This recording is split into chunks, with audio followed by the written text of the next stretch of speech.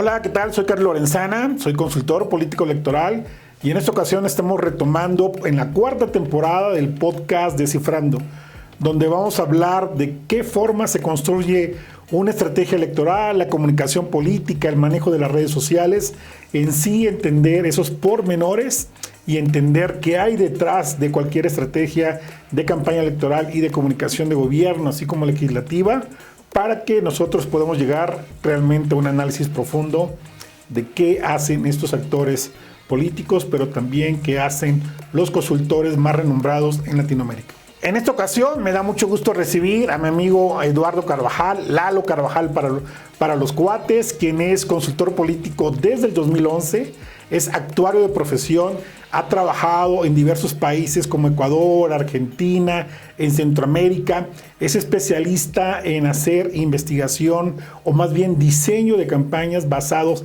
en la geoestadística, es especialista en estrategia electoral, es promotor de una metodología de creación de equipos de alto impacto para las campañas electorales y también, y algo que le aplaudo mucho, es un promotor de la filosofía de profesionalizar la política y de humanizar la política latinoamericana. Lalo, muy bienvenido a Descifrando, es un placer tenerte aquí, amigo querido. No, hombre, el placer es mío. Gracias a todos los que están viéndonos y agradecerte a ti, hermano, por esta invitación en esta cuarta temporada, con un gusto de platicar sobre la dignificación de la política, pequeño, gran problema que tenemos o gran reto que tenemos los consultores, así que un gusto para mí, muchísimas gracias. Yo me atreví a decir que era profesionalizar, humanizar y que sí es muy cierto, es claro, dignificar la política, ¿no? Voy a partir de ahí, Lalo, ¿no? Para conocerte un poquito más, la gente que nos escucha, que nos ve, que sepa quién eres.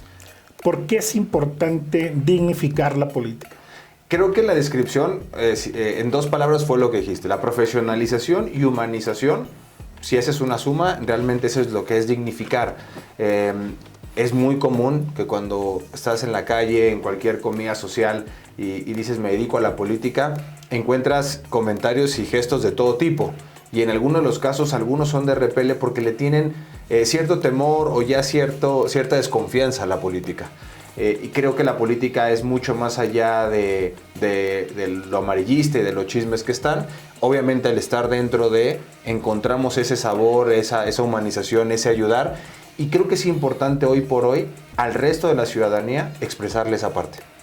Cómo hay valores y cómo se puede ayudar desde la política y no nada más es, como repito, los chismes que se dicen y el tema de corrupción, que es hoy una palabra muy asociada a, pero justamente el combatir la corrupción es parte de la política. Entonces, dignificar para mí es una filosofía en donde, en la manera en la que construyamos buenas campañas llenas de valores, de credibilidad, estamos aportando desde la consultoría, desde la campaña, a que el candidato cuando gobierne, pues realmente tenga esa coherencia que se hizo desde la campaña. Entonces, en la medida en la que dignificamos la campaña política, dignificaremos al candidato y eventualmente dignificaremos los valores dentro de la ciudadanía. En eso va esa filosofía. Oye, Lalo, yo siempre he creído que hay dos esferas en la política. Una que es esta parte que dices, la del servicio público como tal, ¿no? Que creo que es como la parte noble de la política. Y la otra es el back, es esta parte del juego de poder para acceder o para mantener el poder, ¿no? Correcto. Entonces, vamos a hablar de las dos. ¿Sale? Vamos a hablar de las dos, de cómo dignificamos la política desde esta lógica de servicio, pero también cómo dignificamos la política desde la estructura de una estrategia. Sin ¿no? duda Que alguna. dices, oye, o sea, si no lo hacemos de manera correcta, es caer en un tema de chantaje metodológico, de suposiciones, y eso te va a llevar a un tema en donde nadie le gustaría estar, ¿no? Sin duda alguna. Entonces, oye, te voy a hacer algunas preguntas. La forma de hacer política ha cambiado. La forma de comunicar también ha cambiado. No podemos hablar de cómo se hacía una estrategia hace 10 años, cómo se hacía una estrategia hace 5 años y lo que estamos viviendo en este momento, ¿no? Para mí, ¿cuál crees que sea la diferencia en cómo se hacía la estrategia hace 10, 5 años a cómo se está haciendo hoy? Creo que los canales sin duda han cambiado, ¿no? La proporción de cómo comunicas y cómo haces llegar los mensajes a la ciudadanía es lo que ha cambiado. La proporción probablemente eran más medios impresos, televisión y demás, y cómo ha modificado el tema de las redes sociales. Pero Pero no quisiera irme a lo obvio, que eso es muy, muy natural y lo vemos todo el tiempo. Creo que la comunicación o la forma de hacer la estrategia en cómo lo comunicas precisamente tiene que ver en qué comunicas. Si nos damos cuenta, hay un análisis muy interesante que compartiremos a través del canal y de las redes, que tiene que ver el uso de verbos a diferencia de hace 5 años. Por ejemplo, hoy por hoy una campaña está llena desde los eslogans hasta las líneas de comunicación, los ejes comunicacionales y sin duda alguna las promesas y las políticas públicas están llenas de verbos a comparación de hace 5 años. Y eso te habla de que la gente exige y demanda a que le digas cosas de acción. Ya la política, donde son conceptos legislativos, conceptos legales, ese ya no es el objetivo principal. Si hoy por hoy tenemos un candidato o una candidata que está enfocada a cómo voy a actuar para resolver X o Y problema, es lo que a la gente le gusta escuchar. Por cierto, estamos inundados de información todo el tiempo y eso hace que lo primero que escuches o ciertas cosas son las que se te quedan grabados. Y hoy por hoy la comunicación política está basada en acción y tan sencillo como decirlo si tienes verbos como mejorar, maximizar, optimizar, minimizar ciertas cosas, hace que la gente tenga al menos una apertura de regalarte 5 segundos más, 10 segundos más, hasta tu voto completo, si es que ese arduo camino de comunicación lo sintió propio. Entonces, hace 5 años no era así. Hace 5 años un discurso estaba lleno sobre más temas complejos, sobre legislativos, y eso cambió muchísimo. Ok, cambia la forma entonces de hacer la estrategia. ¿Qué pesa más? ¿No? La línea de la consultoría, la línea del político o la coyuntura política? Y es una muy buena pregunta. Yo creo que cuando desarrollas la estrategia, es la estrategia el eje rector principal, ¿no? Obvio, puedes asumir algunas coyunturas que te pueden salir, planeas lo más posible todos los escenarios para que la coyuntura esté blindada o te ayude a subir o bajar el tema. Sin embargo, es una realidad que hoy por hoy, por ejemplo, la coyuntura negativa, la guerra sucia de propios y de extraños, hace que puedas predecir con menos certeza lo que te puede afectar. Y entonces ahí toma un rumbo distinto. ¿Cuántas campañas no se han caído o se han levantado, dependiendo del caso, por una coyuntura? Yo te puedo decir que si existe una buena coyuntura, te puede cambiar el tablero por completo. Entonces, cambia mucho dependiendo de la razón. Lo que le acaba de pasar a Trump con Kamala. ¿Qué tal? ¿No? ¿Qué tal? Exacto. Son esos ejemplos en donde te pueden dar, o lo que pasó también justamente con Trump y Hillary, que Hillary se fue directamente a querer conquistar el mundo, descuidó los suyos y se aprovechó, le cambió el tablero por completo. Entonces pasa mucho eso si la coyuntura es bien aprovechada. Claro. Claro, me queda claro que la política tiene principios y hay cosas que no cambian. Pero hay cosas que se tienen que ir adaptando a la propia coyuntura que estamos hablando. Sí. ¿Qué elementos crees que tienen que perdurar en cualquier estrategia?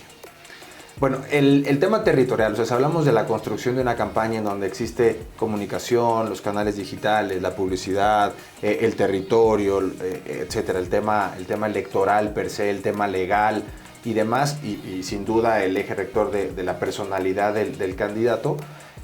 Creo yo que en el tema de la estructura territorial, que son los promotores de puerta a puerta, eso no ha cambiado.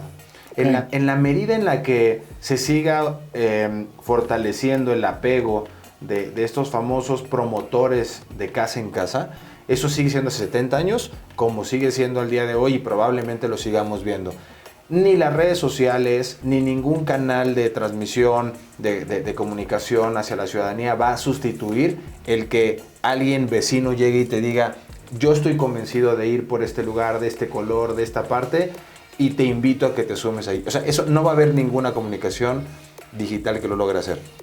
Creo que eso es algo de lo que no ha cambiado y no cambiará. Obviamente vienen muchas formas de afiliar, vienen muchas formas de que se sumen o no, pero la estructura territorial sin duda alguna se prevalece, y es por eso que las redes sociales son importantes, pero no te determinan 100% una campaña, que ese es uno de los grandes mitos que existen. Totalmente. ¿No? ¿Digital o tierra? No, tierra, o sea, tierra sin duda, y fíjense que me doy un balazo en el pie, ¿no? Digital es una forma de masificar o de maximizar o de la inmediatez de la comunicación, pero quien te lleva a triunfar es totalmente el tema territorial. Ok, ¿candidato o partido? Hay de las dos. Hay de las dos. Es una muy buena pregunta. Yo creo que hay quien arrastra los colores del partido y hay obviamente partidos que cuando el candidato no trae una identidad todavía lo suficientemente posicionada, es el que termina llevándolo. Pero si algo se puede, si tendría que escoger una, yo creo que candidato. Ok, ¿propuesta o ataque? Propuesta. Deberían de ser campañas basadas en propuestas, aunque también hablamos de la coyuntura, termina siendo un factor importante, no el atacar, sino el saber cómo manejar la crisis cuando hay un ataque, sea verdad o sea mentira.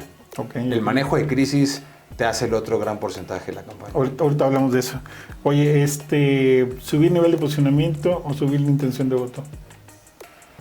Uno te lleva al otro. Si subes la intención del voto en automático, considero que traes un posicionamiento embebido, pero subir el posicionamiento no forzosamente te da la intención del voto. La fama no genera ni dinero ni votos, ¿no? Y eso es una de las cosas que le pasa en todas las industrias, ¿no? Ser famoso no te garantiza el éxito. ¿Pasado o futuro? Futuro.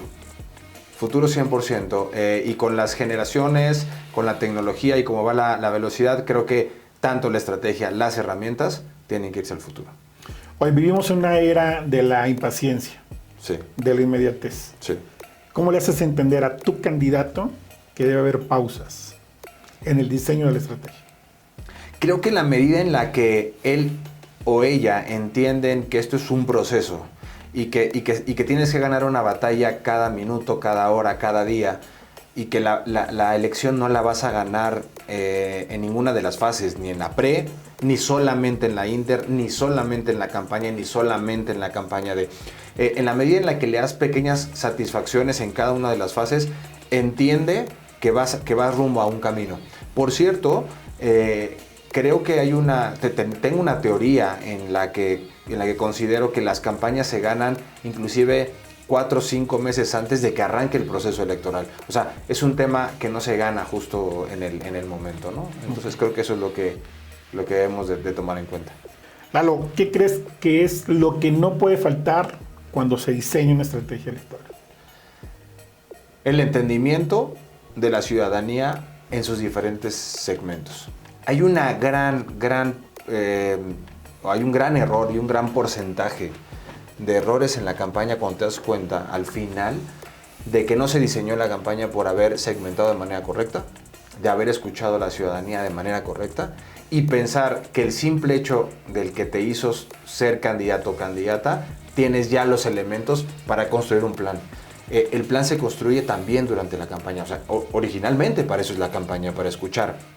El elemento de sacar la información día a día en territorio y no nada más hacerte promoción, sino que sea bidireccional, escuchar y tener sesiones para armar todo el tiempo iniciativas de tu campaña y de tu estrategia, es fundamental. Y un gran error es cuando llegas únicamente pensando que tú le vas a decir y evangelizar a la ciudadanía. Ahí se te cae gran parte de la campaña. Ok.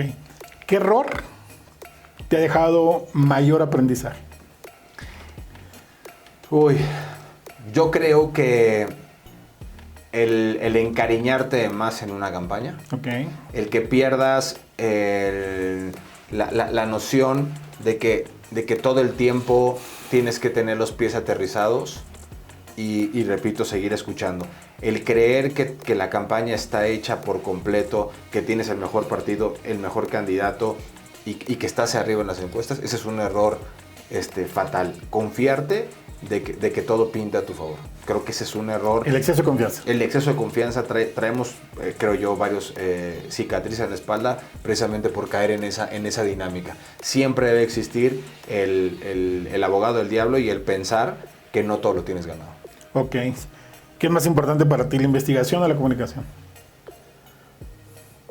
Creo que Creo que la investigación es importante porque puedes comunicar cualquier cosa. Vuelvo al punto, la comunicación pura sin investigación no va a llevar a ningún punto. Y la investigación, si la capitalizas poquito, mucho y está bien fundamentada, puedes tener una campaña austera, pero con el objetivo muy claro. Y si agarraste un solo eje y lo sabes explotar, creo que la comunicación va a terminar siendo de boca en boca y termina generándote algo. Pero comunicación sin investigación, uy.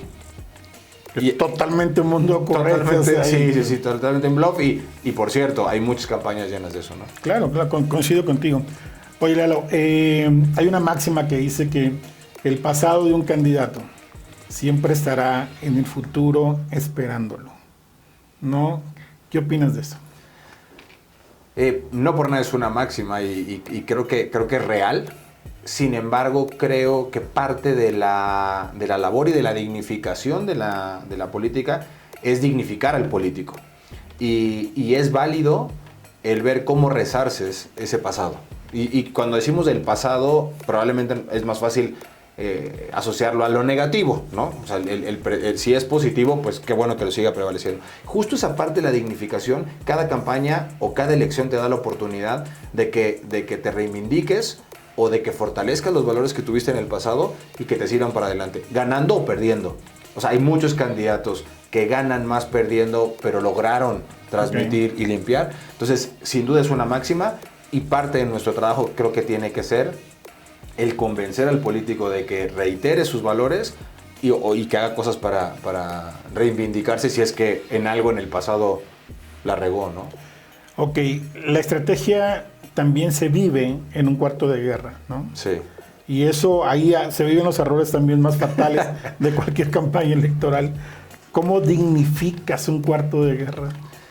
Es sin duda alguna uno de los problemas más fuertes que hay en la campaña. A veces las campañas se ganan afuera y se pierden adentro. Claro.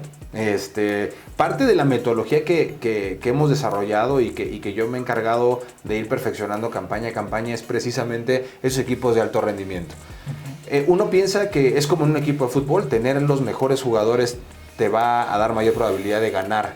Sin embargo, hay que contemplar la parte humana, los egos, el ceder, y esa es la parte más compleja. En el cuarto de guerra existen pues egos, existen intereses, existen temores, existen celos, y eso termina permeando en la campaña. Parece que no, parece que estamos encerrados en un Zoom, en un Meet, en una oficina, y que eso no se permea, y sin duda alguna. Los problemas de vestidor se ven reflejados en la cancha, y aquí pasa lo mismo. Es complejo, pero creo que en la manera en la que humanizas también esa parte y abres las cartas sobre cuáles son las intenciones de cada uno, y si logras hacer que todos entiendan cuáles son esos objetivos y ninguno está peleado con los objetivos de los demás, puedes al menos transitar y comunicar.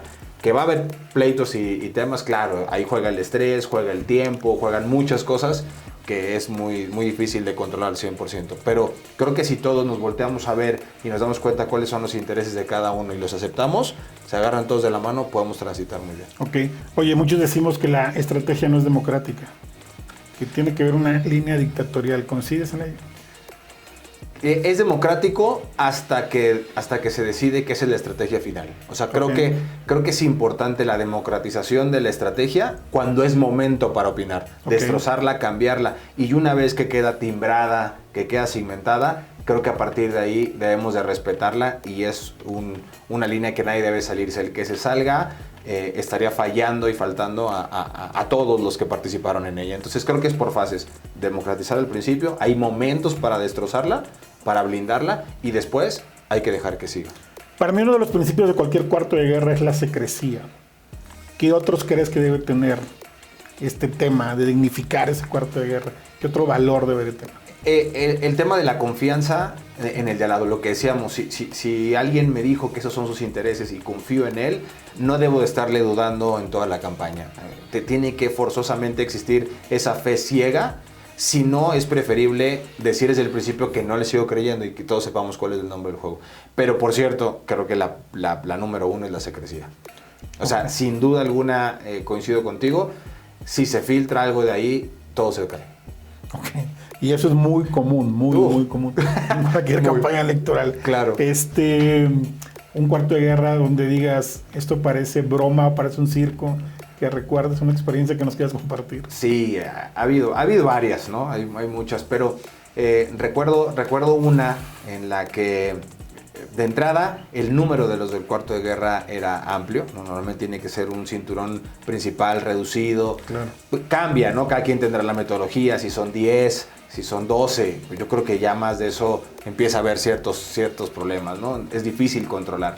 Y recuerdo una donde quien justamente gestionaba el cuarto de guerra se encontraba en otro país. Entonces nunca aterrizó, nunca logró afianzar el tema, y entonces pues era una fiesta porque ¿qué pasaba? Que cada quien se responsabilizaba de lo que te toca, lo cual no forzosamente está mal, pero nunca hubo alguien que uniera un enlace. Entonces era un equipo muy bien hecho en lo digital, en los medios de comunicación, en el tema de discursos, en el tema de training, en el tema de imagen, pero no había una conexión. Entonces parecía un monstruo de 10 cabezas en donde no terminabas de entender, ¿no? Entonces eso es una parte importante. Si existe una coordinación de cuarto de guerra, le va a sacar el jugo a lo mejor de tu equipo. Si no existe, es como si tuvieras 10 campañas por separado y nunca va a encontrar una identidad la candidata o el candidato. ¿Qué opinas de los iluminados en un cuarto de guerra? Pues creo que está sobrevalorado, ¿no? El tema. Creo que el hecho de que por dedazo, por distintos elementos, alguien sea designado o se categorice así, pierde también un poco de sentido. Todas las campañas son distintas y en un análisis preliminar tendríamos que entender, o en un diagnóstico tendríamos que entender si se requiere un equipo mucho más fuerte en el tema del posicionamiento en medios o en el tema digital, o sea, dónde hace falta. Y ahí es donde tienes que poner a tus estrellas, ¿no? Y no nada más por nombre y por dedazo. Ya lo hemos estado hablando de dignificar la política, ¿no? Nos metimos al tema de cómo dignificar un cuarto de guerra, qué se tiene que hacer, qué tenemos que estar observando. Pero al principio dijimos que esto es, si bien es cierto desde la construcción de esta estrategia electoral, también es cierto desde la propia ejecución ya del gobierno, del poder como tal, ¿no? Y me gusta mucho el concepto de dignificar la política. ¿Cómo se dignifica el gobierno o cómo se dignifica un ejercicio legislativo? Pero hablemos de gobierno. En el gobierno principalmente es recordar el equipo cercano a la hora gobernante tiene la responsabilidad de recordarle todo lo que se vivió para llegar al camino. Okay. Creo que ese es uno de los grandes temas también que fallan, que se ven por cosas por separadas, ¿no? La campaña fue una y cuando gobierno es otra. Y nadie se encarga de recordar lo que se vivió, lo que se prometió, las anécdotas de territorio, las anécdotas de coyuntura, los medios de comunicación, lo que se pensaba, los ataques. Se aprende mucho en la campaña. Claro. Y parece ser que cuando uno entra, cambió de computadora, suprimió todo y arrancas desde cero.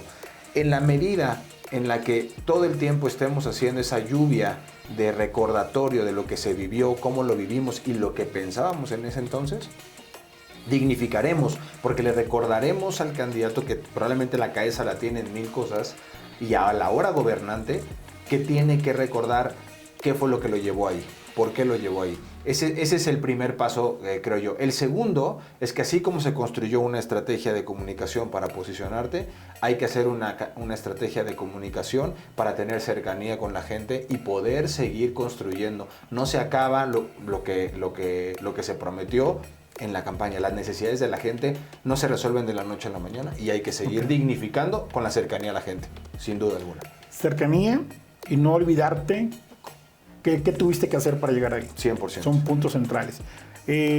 ¿Dónde quedan las causas sociales en la dignificación de la política? Creo que las causas sociales forman parte de los valores que construiste en tu estrategia de comunicación y posicionamiento. Como decíamos, hoy por hoy la comunicación está llena de verbos que tienen que ver con la acción y las causas sociales es accionar hacia diferentes segmentos. Deben de seguir estando presentes sin duda alguna. Y es parte de recordarlo, ¿no? Entonces, la causa social forma parte de la estrategia de acción que tuviste en la campaña y que por ende tienes que cumplir ahora gobernando. Un consejo para los políticos que están gobernando o que entran, en el caso del Estado de México, que entran el 1 de enero.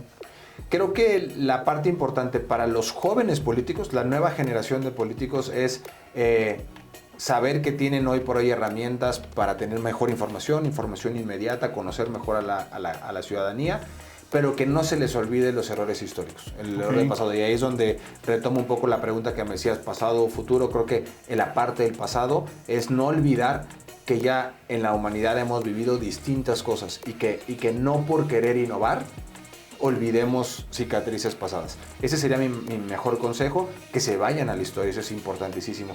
Y para las políticas mujeres, en este caso creo que es una parte importante. Estamos, como se ha mencionado mucho, es tiempo mujeres, estamos con una igualdad interesante. Creo que vale la pena apegarnos a los valores que fomentan más las mujeres. El tema del cuidado de la familia, el tema de la no violencia, cosas que hoy por hoy, no quiere decir que antes no lo hacíamos, pero que ahora están en mayor auge. El que no se olvide que esas causas son las que nos humanizan más, y ahí estaríamos dignificando la política. Lalo, muchísimas gracias por haber estado aquí en Descifrando. No, hermano, a ti. De verdad fue un honor para mí tenerte acá. Soy Carlos Lorenzana, dignifiquemos la política, y esto es Descifrando.